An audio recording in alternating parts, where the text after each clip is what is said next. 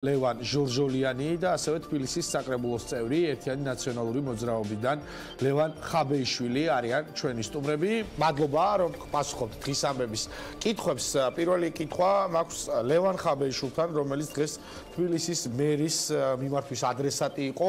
როგორიც არისო დამოკიდებულება და ქცევა მათი მხრიდანო და ცრუბრალდებებიო, ისევ პასუხობთო, ასე განაცხადებენ უმრავლესობის წევრები და ის ადამიანები, რომლებიც კახი კალაძის გამართლებას ცდილობენ. ლევან, მოგესალმები, მივესალმებ მაყურებელს.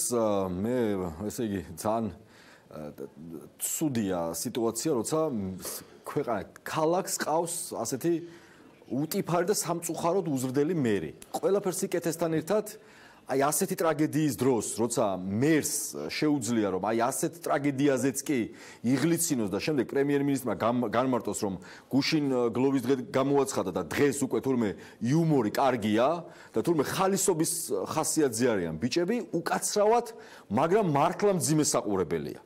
ეხლა მეორე რაც შეეხება ის რომ ოპონენტების მიმართ მუდმივად გამოირჩევა ესეთი უზრდელობით და უხამსობით და ასეთი დამოკიდებულებით. ეს არ არის ლევან პირველი შემთხვევა, გვახსოვს ხო? გოთვერნული გრიგოლ ვაშაძეს საკუთარ ლოგინში გადატრიალდეს, მათ შორის საკრებულოს თომაზე მემუქრებოდა ნაძვის ხეზე დაკიდებით. ახლა თურმე თაწმედი და უნდა გამოვექანოთ. ეს არის ლექსიკა, რა გაქანების კაციც არის კახი კალაძე, აი იმ ლექსიკით საუბრობს ახლა. როცა საუბრობთ კალაძეზე, აუცილებლად და გავიგერო ოქსფორდი არა აქვს დამთავრებული, მაგრამ მინიმალური ინტელექტია საჭირო იმისთვის, რომ მსგავსი ენით არ ესაუბრო. როცა საუბრობ იმაზე, რომ მას ინტელექტია, ადამიანური ინტელექტით აქვს, მას მორალიც არა აქვს. ის უბრალოდ როგორც ხო ვიცით, ამ კაცის დამოკიდებულება ძველ ბიჭებთან, ქუჩასთან, ხო, ანუ ამ ლექსიკით თქვენ წარმოგიდგენიათ, აი ერთ წამით წარმოიდგინეთ მთავრობის თომაზე არ არის კამერები და რა ლექსიკით შეიძლება ესაუბრებოდეს დედაქალაქის მერი მთავრობის წევრებს. ალბათ ამ ძველბიჭური ენით როგორც საუბრობს და შესაბამისად კიდე ერთხელ ვიმეორებ, წუხვარ ამის გამო, თუმცა ეს პირად შეურაცხყოფა ნამდვილად არ მიმიღია, ეს არის საზოგადოების შეურაცხყოფა, თბილისის შეურაცხყოფა, ეს არის საკუთარი თავის შეურაცხყოფა, რაც კალაძემ გააკეთა, თორემ ეხლა მთაწმინდიდან გამოგქანება უზდელობაში ნამდვილად არ ვაპირებ ამ ადამიანს შევეჯიბრო და კიდე ერთხელ ვიმეორებ, წუხვარ რომ ასეთი ტრაგედიის დროს კალაძეს დარჩა დრო იმისთვის, რომ იღლიცინოს და იუმორში გაატაროს. და დილიდან ამ ადამიანმა, ამ კაცმა რაც გააკეთა, ხო, ცალსახად ხას უსმევს, რომ მის მიერ გამოთქმული მორალური მხარდაჭერა და დაზარალებულების მიმართ არის ფარისევლობა, ხო? ამდენიმე საათში აღლიცინდა. დილიდან დაიწყო საუბარი, რომ მისი პასუხისმგებლობა არა. კალაძის თავი ამოცან არის, მას არ დაბრალდეს რამე. ოღონდ კალაძეზეც სულს ნუიტყვით, თორე დანარჩენი თაწმინდიანაც გამოეკანონ, კისერიც მოიტეხონ, იუმორშიც გაატარებს, ტრაგედიასაც დაივიწყებს. ოღონდ კალაძეზე არ თქვას ვინმე მცუდი.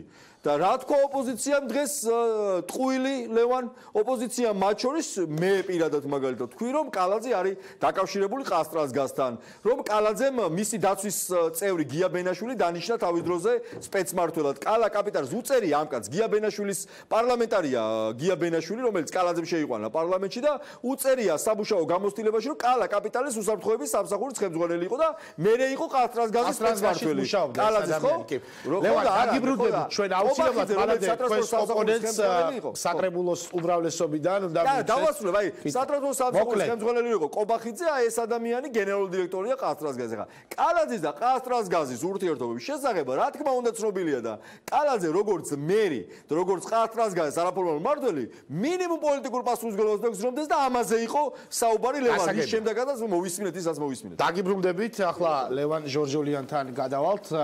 ლევან, ის განცხადება, რომელიც ჩვენ მოვისმინეთ დღის დილის 10 საათზე უпростоრად მერის მხრიდან და ის საუბრობდა რომ რაღაც წინა ხელისუფლების პირობებში გაცემულ სამუშაო ნებართვებზე და